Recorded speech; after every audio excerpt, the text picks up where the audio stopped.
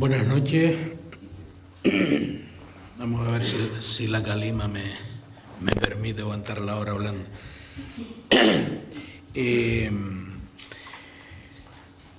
Desde luego, voy a hablar un poco de la aproximación histórica de la música tradicional y popular en Canarias. Es un tema bastante amplio, teniendo en cuenta que la comunidad canaria es la comunidad más rica y con más variedades de géneros musicales folclóricos tradicionales en toda Europa.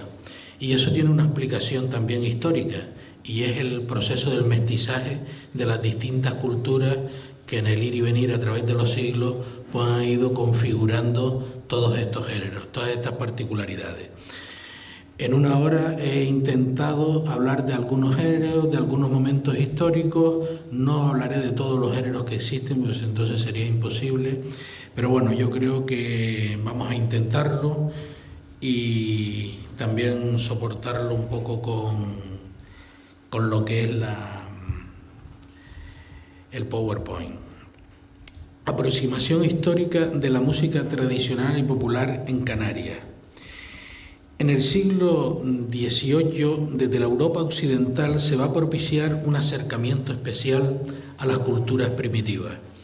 Pero es en el siglo XIX, coincidiendo con el romanticismo, cuando surge el interés por lo exótico. Preocupa la identificación con lo rústico, con el mundo del campesinado. Se analiza y describe las costumbres y tradiciones de las propias comunidades. Este siglo, el XIX, se caracteriza por la gran cantidad de escritores, costumbristas, músicos, etcétera, cuya inspiración es la cultura popular.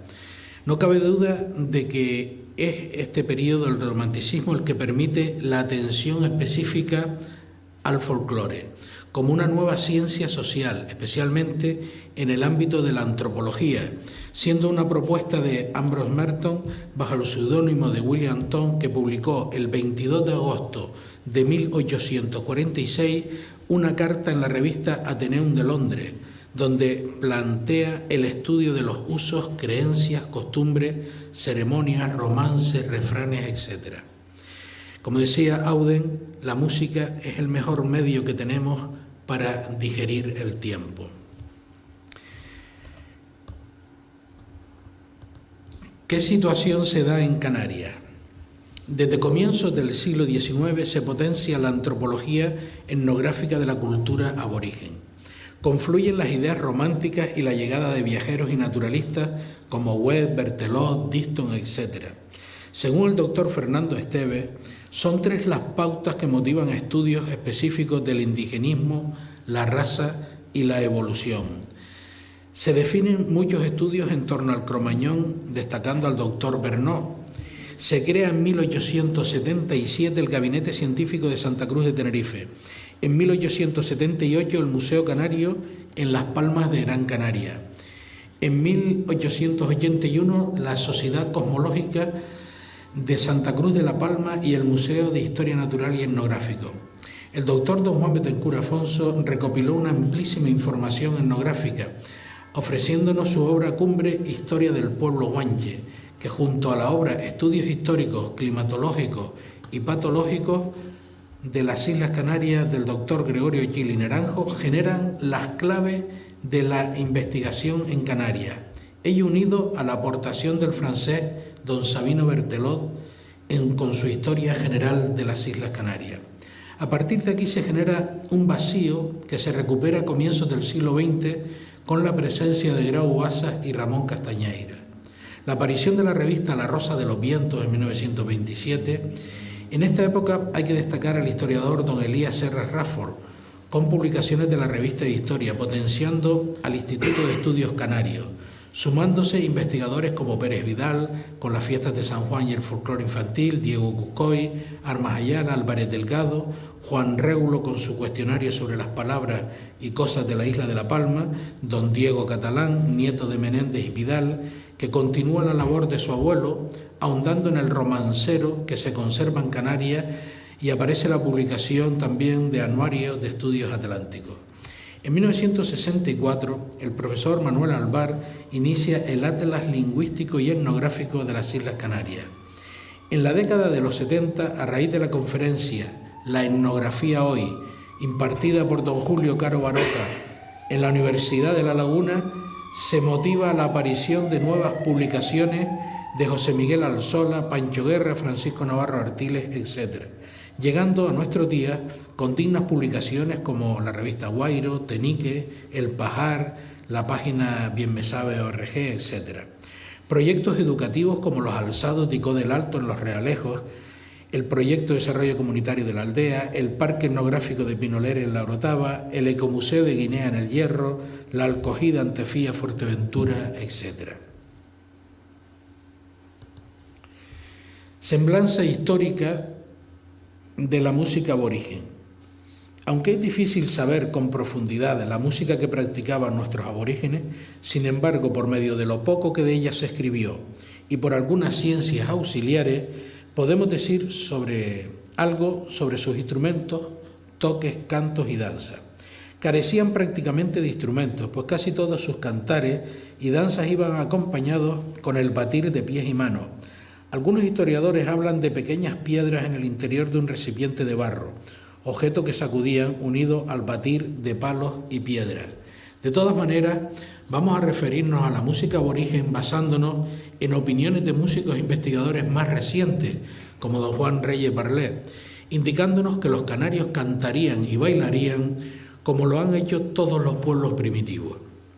Lope de Vega se interesó reiteradamente por las manifestaciones folclóricas de países primitivos y al escribir la comedia titulada Los Guanches de Tenerife, introdujo un baile cantado, el canario, que suponía propio de los aborígenes.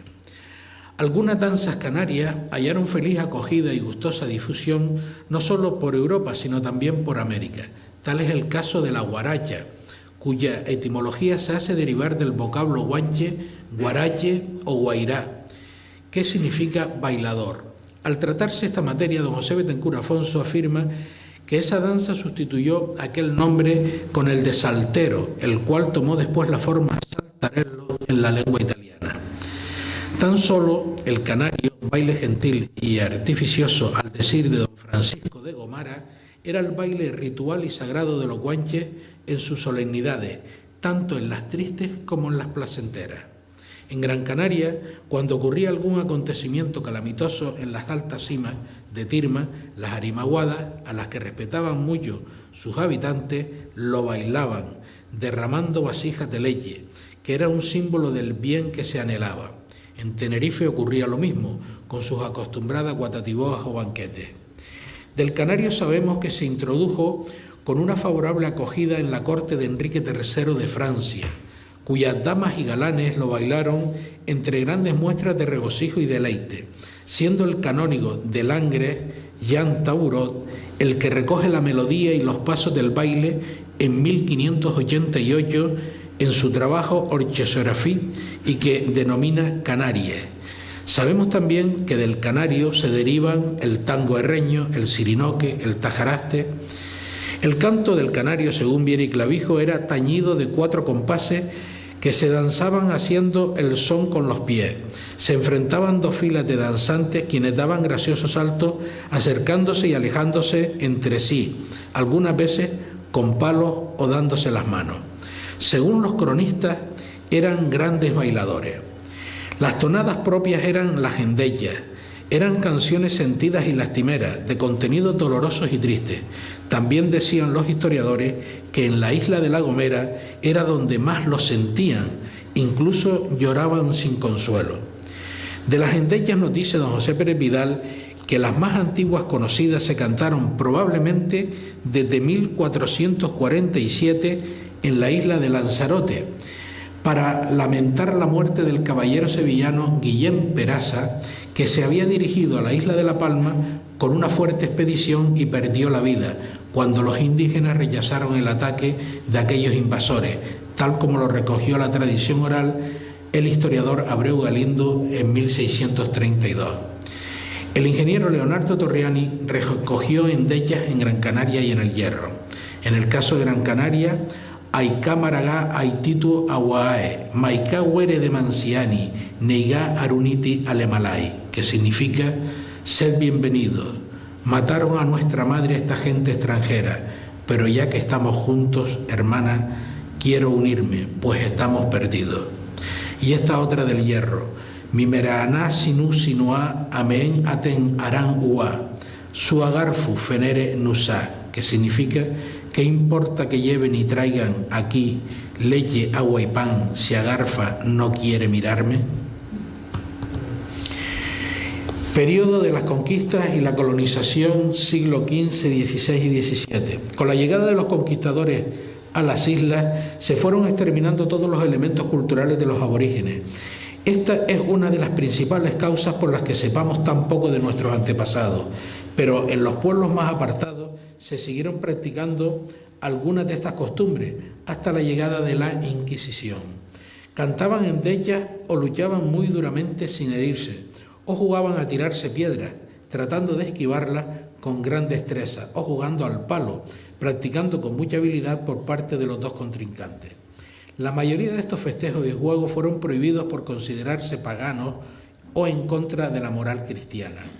Pero como se puede deducir, se inicia un desarrollo colonial, que de manera natural se fueron fundiendo entre sí las distintas culturas procedentes de Francia, Flandes, Portugal, Castilla, Galicia, etc.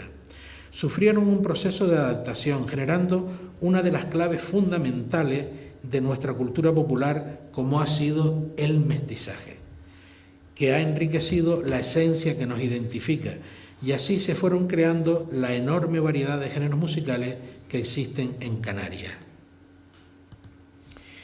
El sirinoque es una de las danzas en la que coinciden numerosos musicólogos de las posibles reminiscencias aborígenes.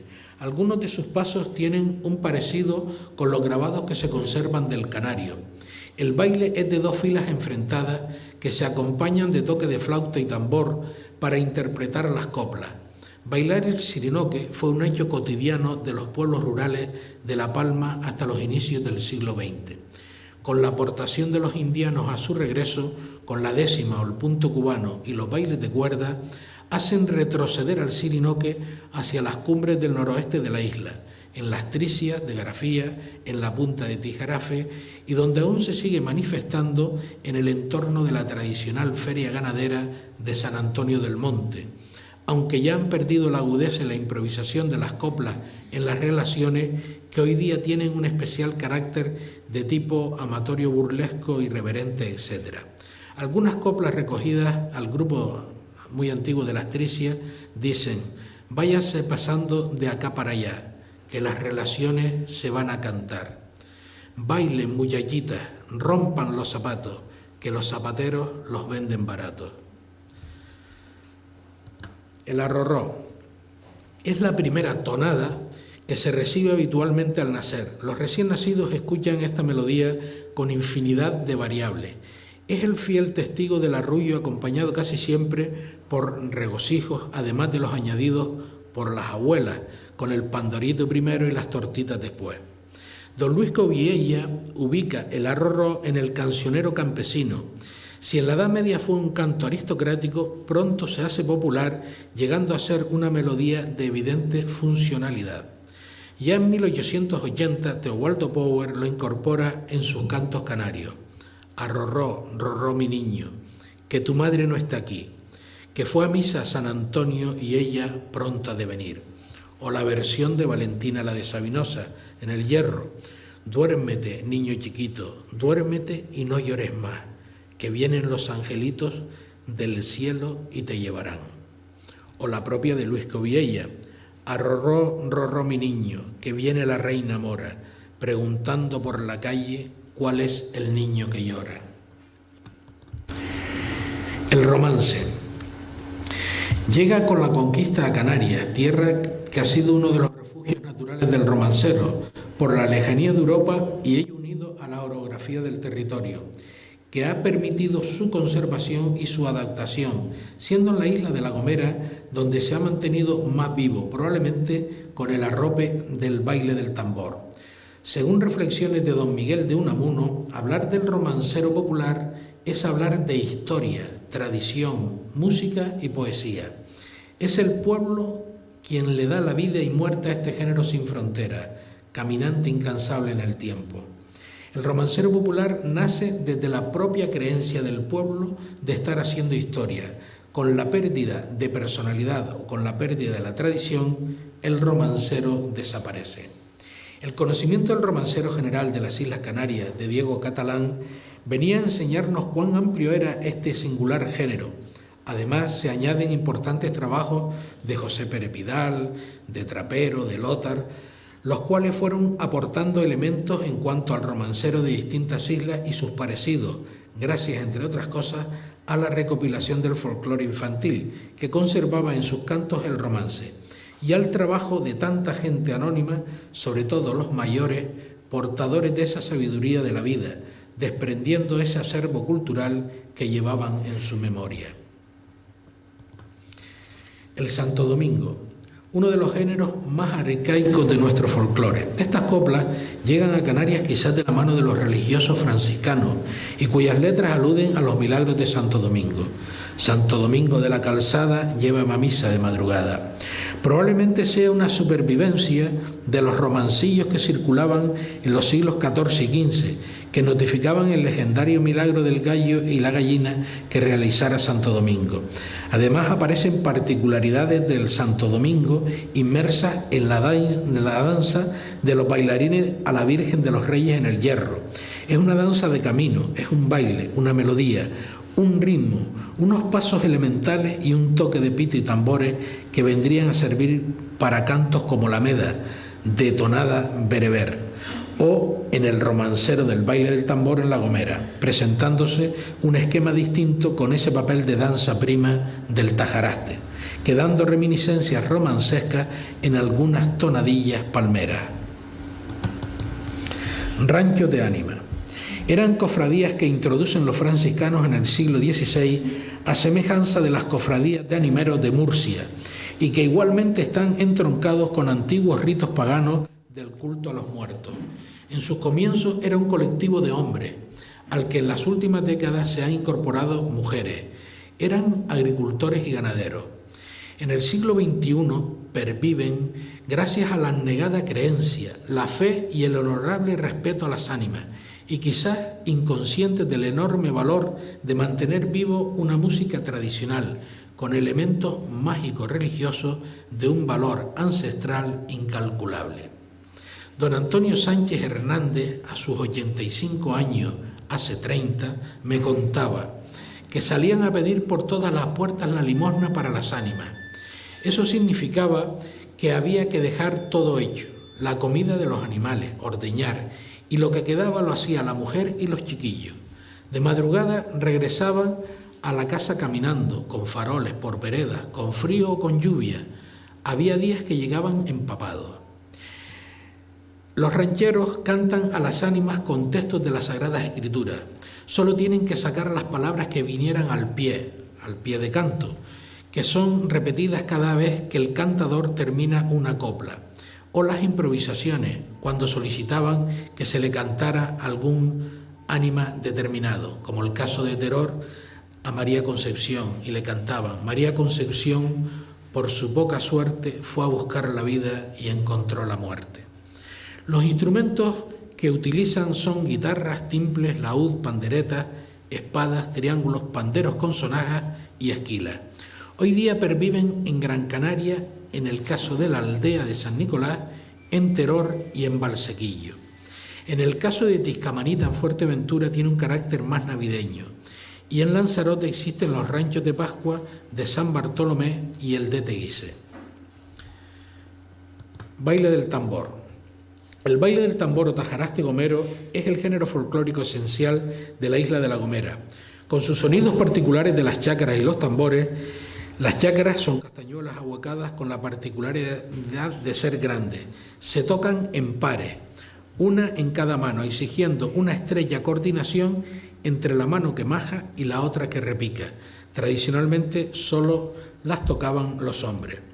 Los tambores son sostenidos en posición vertical con una mano y tocados con la otra golpeando un parche con un palito. En el parche opuesto llevan una cuerda de alambre que los tocadores están siempre templando, o sea, afinando. Las chácaras y los tambores acompañan el canto del romance. Como dice don Isidro Ortiz, Mendoza, gran defensor del silbo en La Gomera, constructor de jácaras y tambores y Premio Canarias de Cultura Popular, nos indica que el toque del tajaraste gomero comienza con tambores.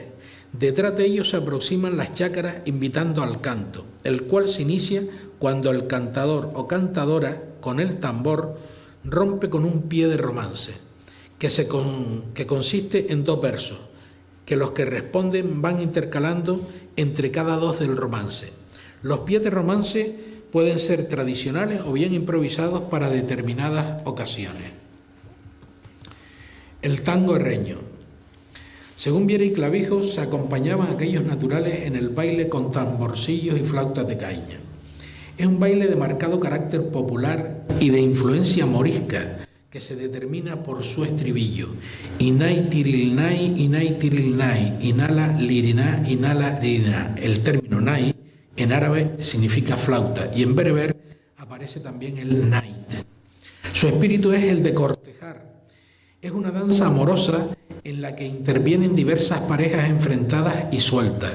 Se aprecia un contraste entre el movimiento de los hombres con sus cambios continuos y el repique de jácaras con vueltas, saltos y mudanzas, unido a las delicadas contorsiones de las mujeres. Se acompañan de jácaras, pitos y tambores herreños. El baile del vivo. Probablemente sus orígenes estén emparentados con aire de cantos judeos sefardíes. La música está dada solamente por un tambor y el canto es un romance. Es un baile pantomímico, siendo la mujer el elemento principal durante la ejecución. La mujer simula diversas actitudes femeninas: arreglarse la cara, peinarse, mirarse en un espejo de mano, amarrarse los zapatos, etc. Gestos que debe repetir el hombre, al que intenta distraer para acercarlo, haciéndole señas con el dedo, a lo que él gesticula negativamente. La danza dura lo que la mujer tarda en tirarle el sombrero al suelo. Esta danza ha llegado hasta nosotros de la mano de la intérprete más grande del folclore herreño, doña Valentina la de Sabinosa. El sorondongo es un baile que se relaciona en muchos lugares con el folclore infantil, situado en torno al siglo XVI. Se supone que procede de la versión La Jerigonza del fraile, que va extendiendo su uso y llega hasta Andalucía, cuyo sorongo andaluz salta a Canarias, donde se enmarca en distintas variables del cancionero infantil, tal como lo afirma Pérez Vidal, aunque pasado el tiempo va adquiriendo un carácter más adulto. Como es el caso de la Isla del Hierro, que se le conoce como el flaire. Este es el baile del flaire que le manda el rey al padre que saque la hija al baile. O en el caso de Fuerteventura, que bailaban solo mujeres y en la década de los años 50 del siglo pasado se recuperó de la mano de don Esteban Ramírez de León en La Oliva. Busque compañía, porque a esta niña le gusta la caña. Déjenla sola, sola bailando, porque a esta niña le gusta el fandango. En Gran Canaria se conserva en el noroeste y fue precisamente don José María Gil, natural de Gáldar, quien trasladó el género a Lanzarote, siendo la versión más conocida la que se difundió mediante la agrupación Ajei.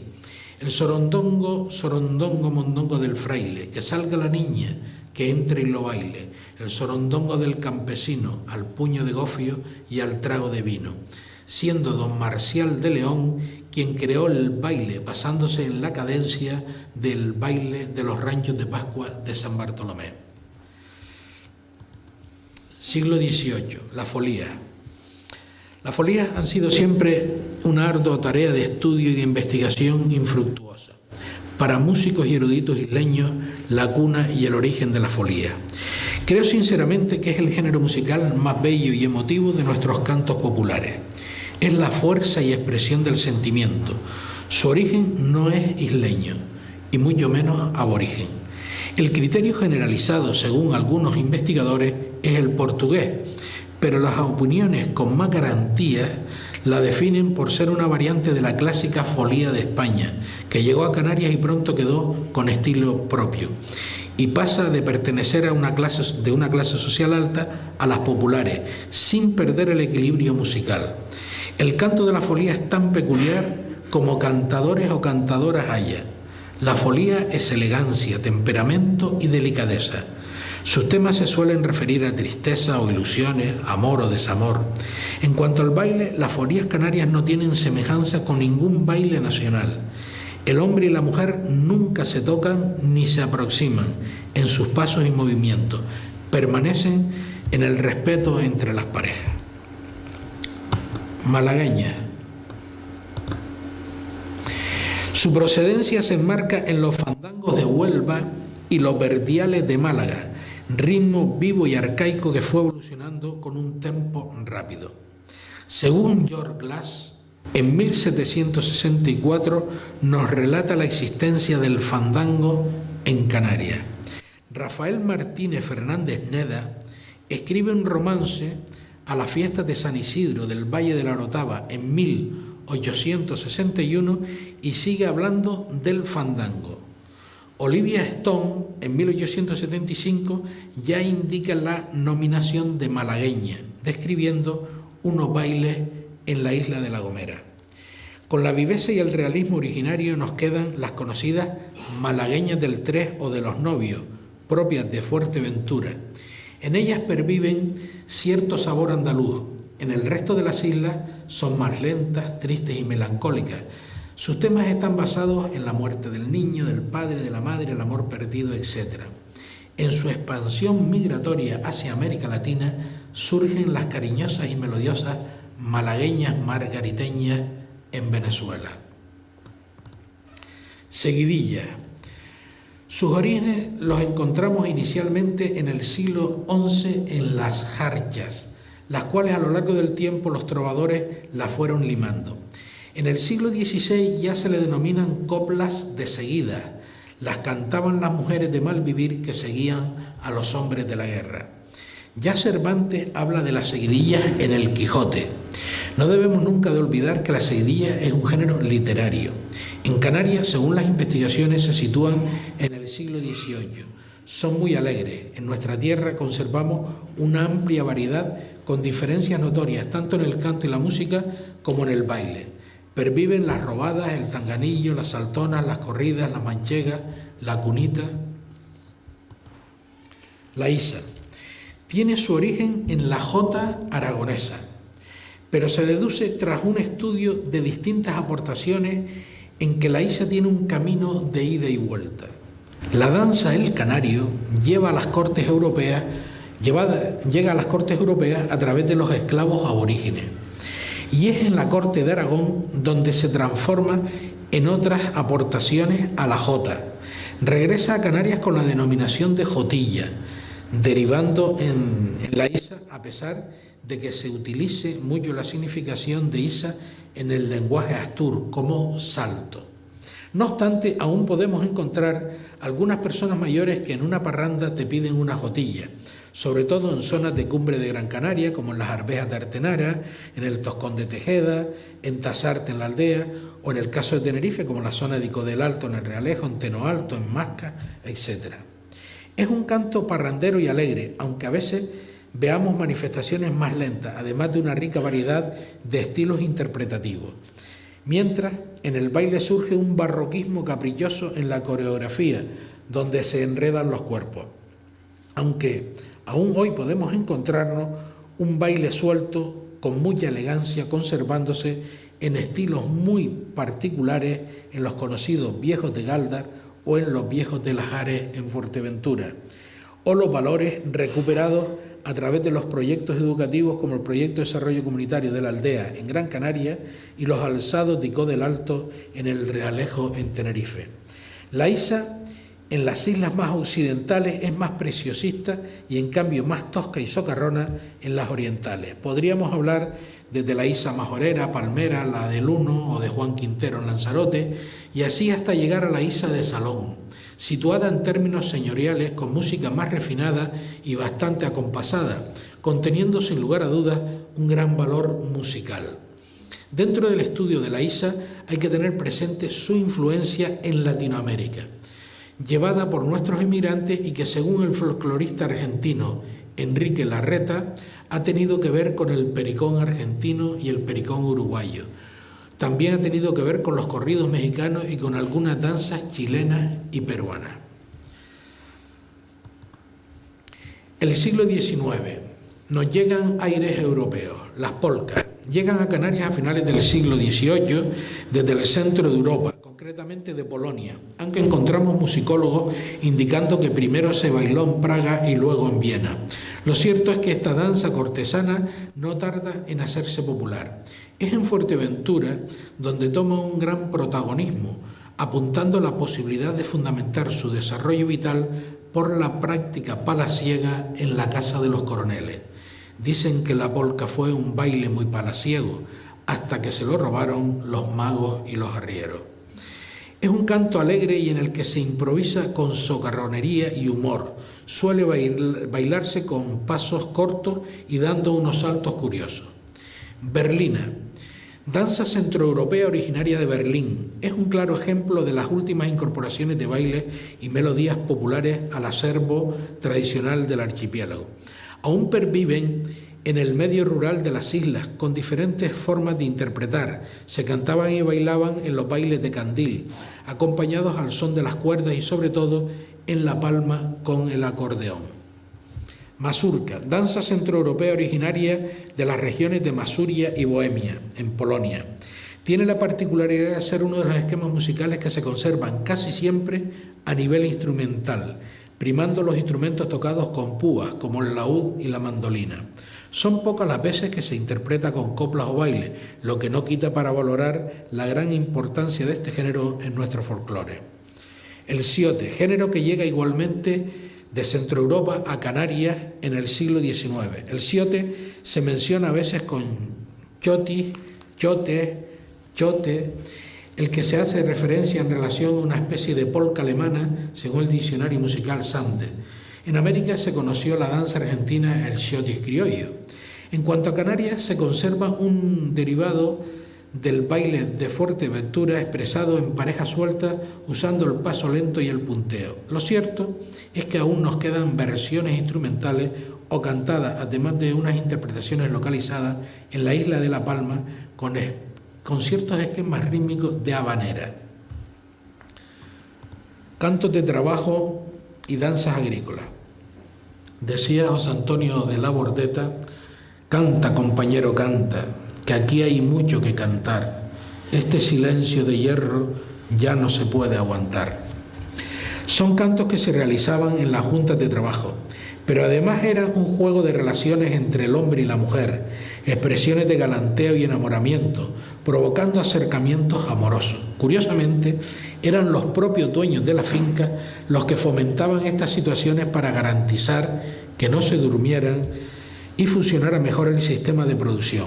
Otras veces era una manera de acompañarse y sentirse con expresiones de hipotéticos diálogos con los animales, con los espacios, etc., como el canto del boyero, la molienda, el llamado, los aires de Lima, segando, trillando.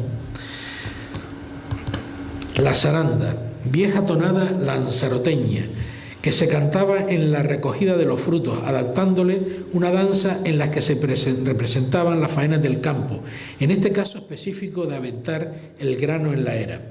Su influencia musical proviene de una mezcla de isa y habanera. La Habana, por ser La Habana, no tiene tantos cañones como tiene mi morena en el pelo caracoles. La coreografía fue creada por don Juan Brito cuando se inicia la andadura del grupo Los Campesinos de Lanzarote. La danza del trigo es una de las más preciadas reliquias que tenemos en Canarias. Don José Pérez Vidal le ha dedicado un riguroso ensayo publicado en la revista Dialectología y Tradiciones Populares.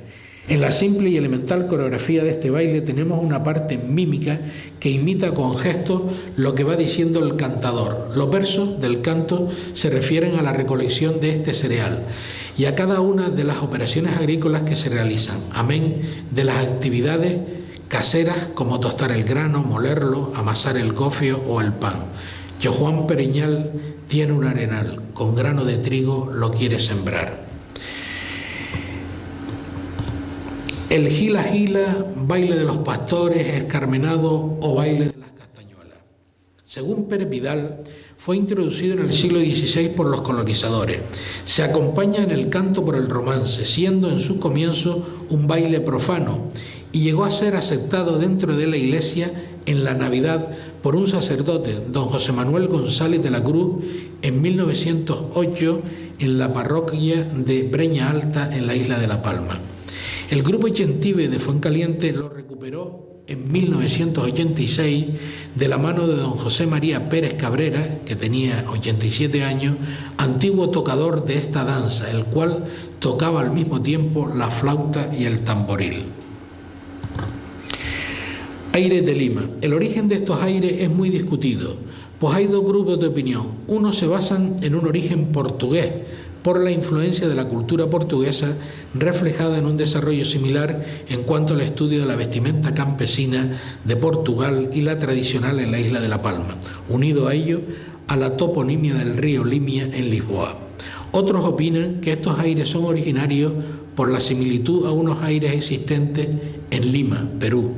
Antiguamente se tocaba con tambor y flauta. En definitiva, lo que sí está claro es que son aires de pique. La danza de los enanos tienen su origen en las fiestas del Corpus. Domingo J. Navarro, en lo que se refiere a Gran Canaria, nos habla de los gigantes y de los golosillos enanos en la procesión del Corpus, donde además iban los matachines y los diablillos.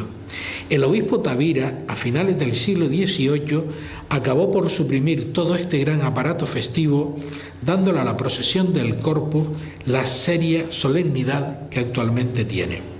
Por lo que respecta a La Palma, los enanos o papahuevos del Corpus iniciaron su primera transformación pasando a formar parte no solo de la bajada de la Virgen, sino de otras celebraciones festeras.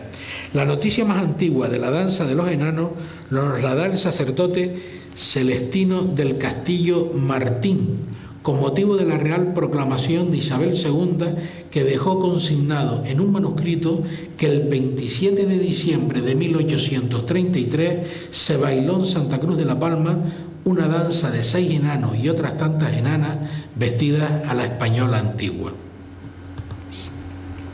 El baile de la Virgen en el hierro. Se ejecuta con tambores, chácaras y pitos. Las chácaras las portan los bailarines, los cuales avanzan y retroceden estableciendo 2 líneas exteriores y otras 2 interiores, si bien cambiantes por medio de hábiles y complicados movimientos. Su origen se sitúa en 1740, al producirse una enorme sequía en la isla, dirigiéndose los herreños a la ermita de la dehesa, zona árida, pero que en su día fue habitada por centenares de pastores, que tenían por patrona a la Virgen de los Reyes. La bajaron a Valverde y se encadenó una lluvia torrencial. Como consecuencia, las autoridades se comprometieron el 20 de enero de 1741 a traerla cuatrienalmente a la capital y celebrar un novenario. La fe en esta imagen y un ardiente deseo de exaltar su veneración habrían inspirado este baile, donde se mezclan muchas pequeñas danzas. En la vestimenta se aprecia la influencia sefardí, en la falda blanca y en el gorro de flores que asemeja al turbante. La Virgen es acompañada permanentemente por los pastores y los bailarines que van danzando hasta la raya entre chácaras y ajijides, unidos a las loas, declamadas bajo el marco de la improvisación, casi siempre por poetisas populares, durante el desarrollo de determinadas fiestas populares en la Isla del Hierro, generalmente en lugares establecidos del recorrido procesional, destacando en las últimas décadas doña Alcira Padrón en el Pinar. En Tenerife suelen ser recitadas y en la punta de Tijarafe se conservan cantadas. Vamos a hablar rápidamente también de la cultura de migración que tiene mucho que ver con la música tradicional en nuestra tierra, que es la cultura de migración. El bolero. A finales del siglo XVIII llega al oriente de Cuba la influencia francesa que se mezcla con la canción española y los aires procedentes de África, con lo que surge la contradanza afrofrancesa, y de cuya evolución ya en el siglo XIX se conoce como contradanza criolla, y que con el tiempo va decayendo, por lo que se crean nuevos ritmos como el danzón a finales del siglo XIX, con cadencia más lenta, y las letras enmarcan un sentido romántico, lo que viene a gestar el bolero latinoamericano. El primero que se conoce es Tristeza, de José Pepe Sánchez, en 1885.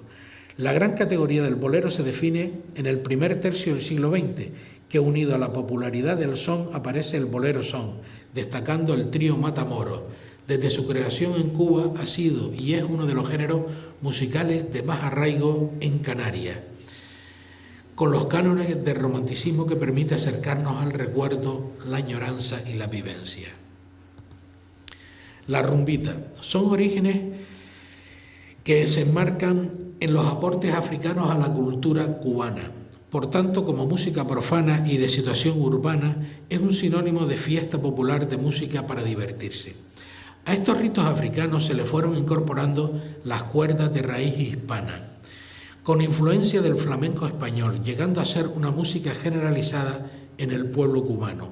Lógicamente, este género fue traído a nuestra tierra por los emigrantes, los cuales fueron capaces además de conservarlo en el tiempo, siendo hoy uno de los temas más prolíficos en los rescates de músicas de parranda o de bailes de cuerda.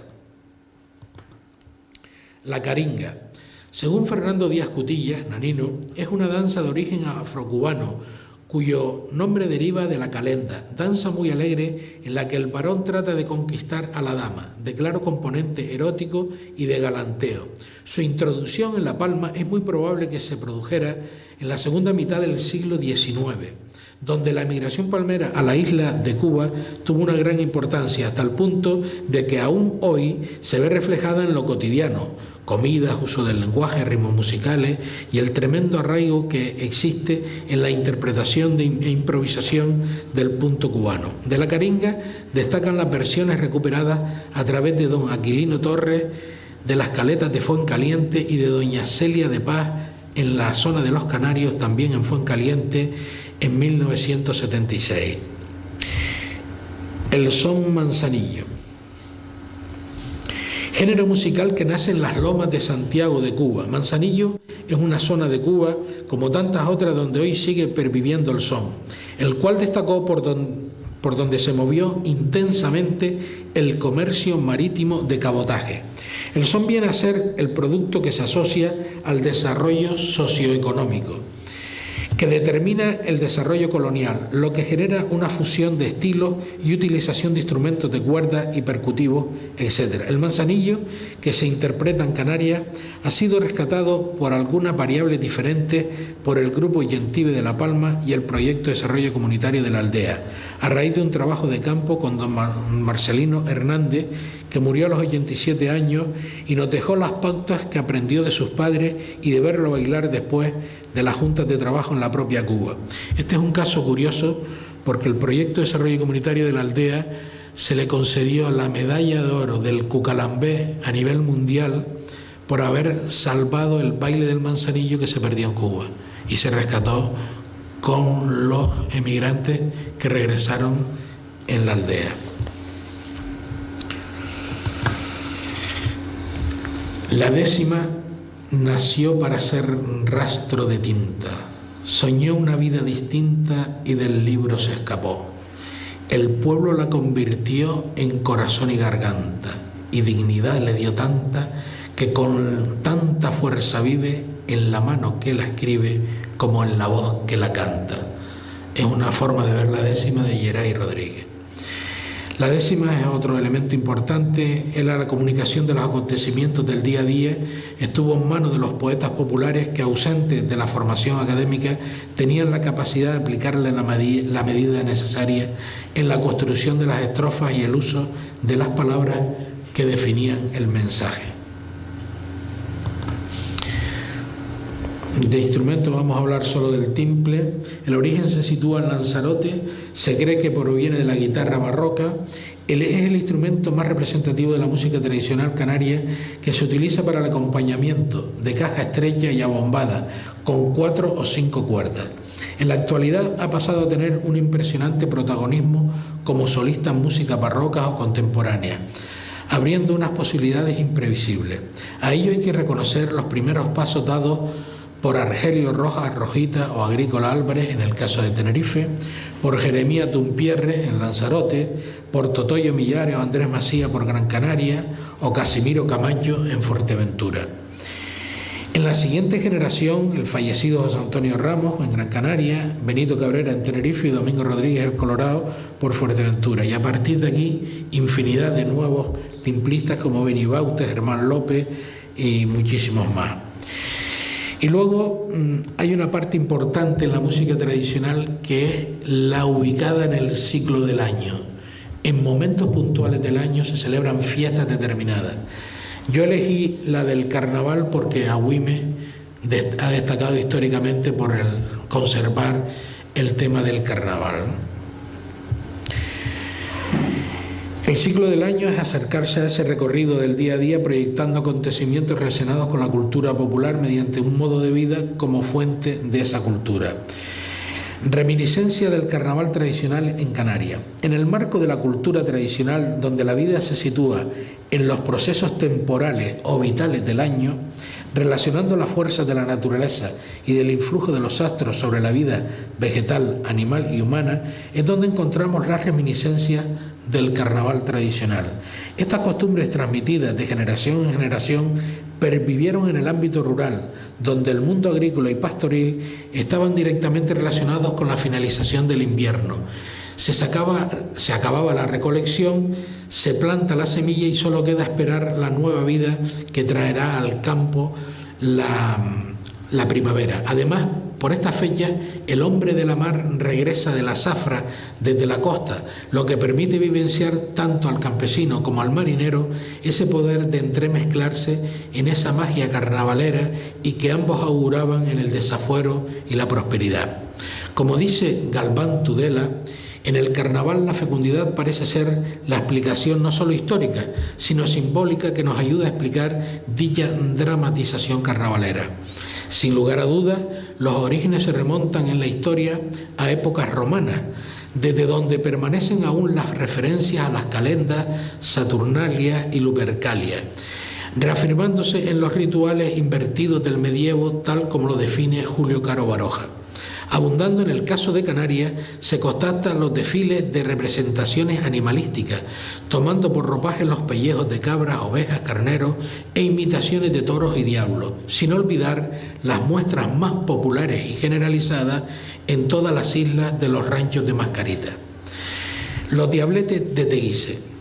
Una de las tradiciones más antiguas de Canarias es la que da origen al ritual festivo de los diabletes de Teguise, cuyas raíces se remontan originariamente a América, traída por algún emigrante de Lanzarote, aunque queda la incógnita del traspaso de algún tipo de festividad religiosa, ya que en documentos se sitúan primeramente a los diabletes abriendo junto a los tocadores de tambor el cortejo de la magna procesión del Corpus. Hay constancia de que incluso el Cabildo General pagaba medio real a los que danzaban. Ya por el siglo XVIII, por distintas razones, se le aparta del Corpus y se ubican en el carnaval de la villa de Teguise. Según el investigador don Francisco Hernández Delgado, el rostro de Mayo Cabrío pasó a ser la careta de toro, de la mano de doña Rosalía Espínola Aldana. Lo cierto es que se combina una de las máscaras más diabólicas del carnaval canario.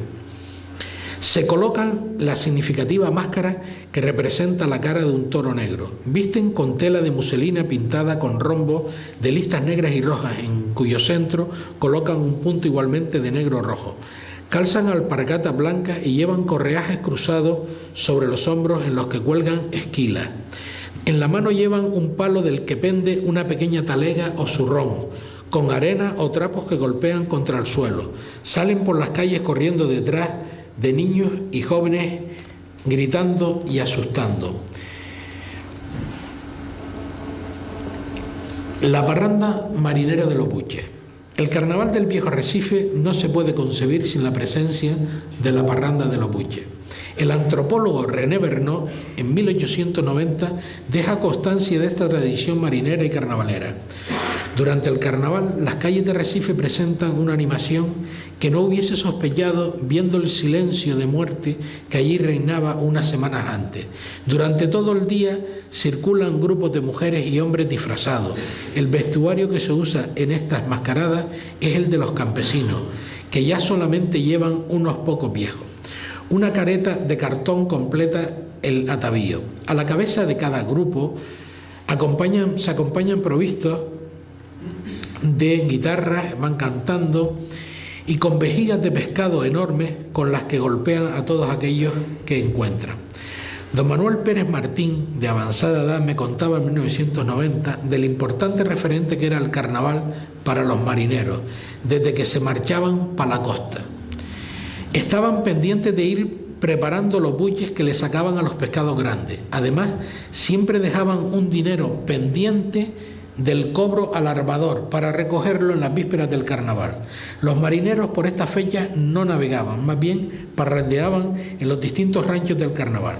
Los buches dejaron de salir a raíz de la guerra civil en que fueron prohibidos, pero se retomaron en el año 1963, recuperando de nuevo las ropas campesinas y el cancionero propio de esta fecha, incorporándose nuevamente a la calle las danzas de los bucheros.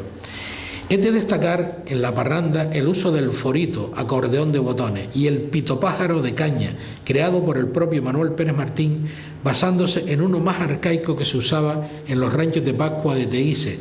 El cancionero marinero de los buches se soporta en valses, habaneras e isas. El carnaval de la aldea. En la aldea de San Nicolás, tras las investigaciones realizadas por el Proyecto de Desarrollo Comunitario, donde consultaron a gran cantidad de informantes, todos aseguraban que antiguamente solían vestir a los niños de cabras y machos, con cencerros y pieles que iban por los caminos y las calles del pueblo a modo de ganado, con una o dos personas mayores que eran y hacían de pastores. Don Marcos Sánchez nos contaba que Juan Cayetano, en Los Espinos, nos reunía a todos los chiquillos del barrio y nos vestía, nos ponía sacos tiznados, nos tiznaba la cara con carbón, algunos alcanzaban algunas aleas, nos colgaba alguna cencerrilla al cuello y nos llevaba como si fuéramos un ganado con el perro y todo. Él se ponía a silbar y llevaba en la mano el garrote. Todos los chiquillos nos poníamos a balar a la vez y parecíamos un ganado de verdad. Eso a la gente le hacía mucha gracia. Pestana, otro señor también en otro barrio, en Los Espinos, lo hacía también. Además, nos encontramos en este lugar con un personaje vestido de diablo, portando una horqueta en la mano y que va caminando sobre zancos. La llegada del indiano. El lunes de carnaval en Santa Cruz de la Palma se celebra la batalla de los polvos talcos, coincidiendo con otro atractivo como es la llegada de los indianos, en la que el pueblo palmero vuelca todo el amor que siente y le identifica con Cuba.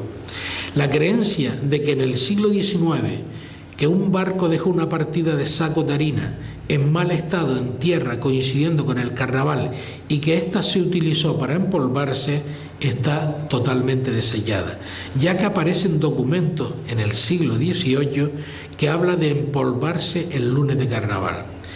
De todos modos, las posibles raíces de lo que sucede este día nos conducen a ritos ñáñigos de blanquear la piel. Dada la influencia cubana en La Palma, nos encontramos ante otra manifestación de ritos negroides como la caringa o el mataculebra, por lo que lo de la lluvia de polvos talcos pudo muy bien llegar de la mano de nuestros emigrantes.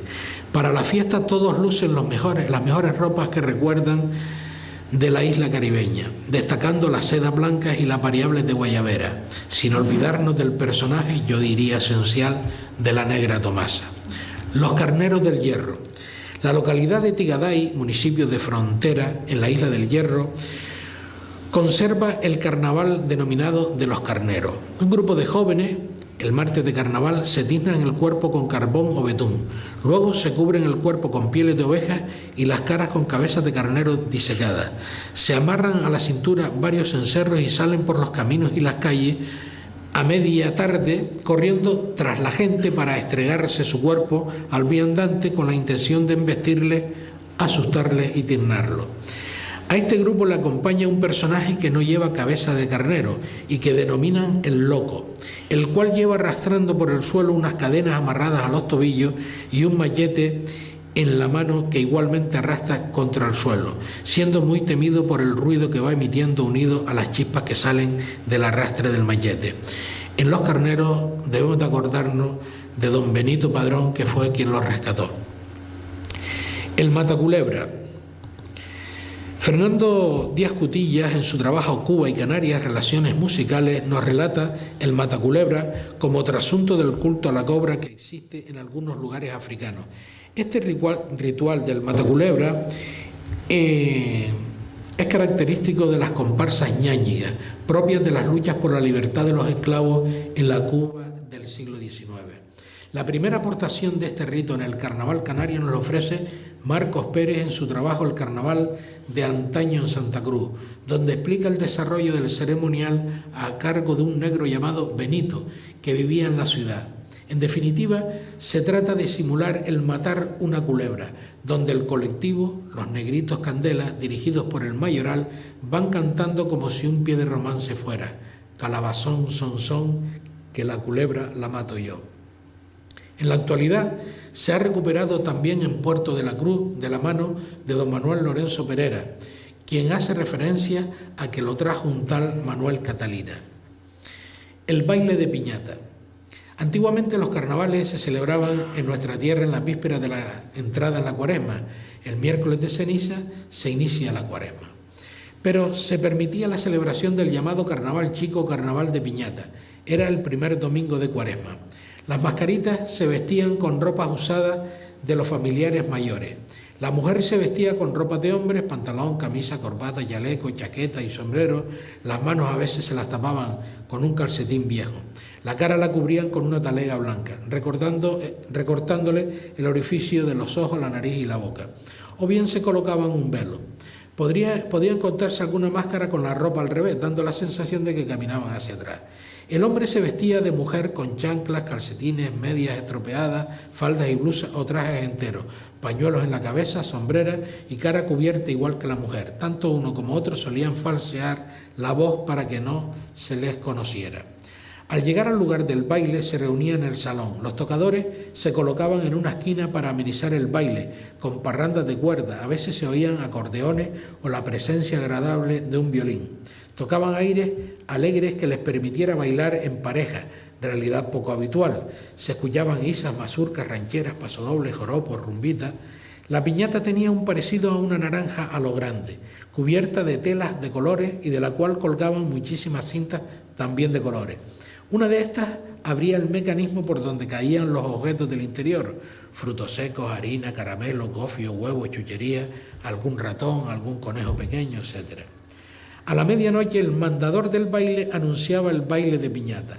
Las parejas empezaban a bailar girando en círculo en torno a la piñata y el mandador iba controlando el orden para que todas las parejas fueran tirando de la cinta, las cuales se iban colocando sobre los hombros a la mujer. Cuando se rompía la piñata se terminaba de tocar la música.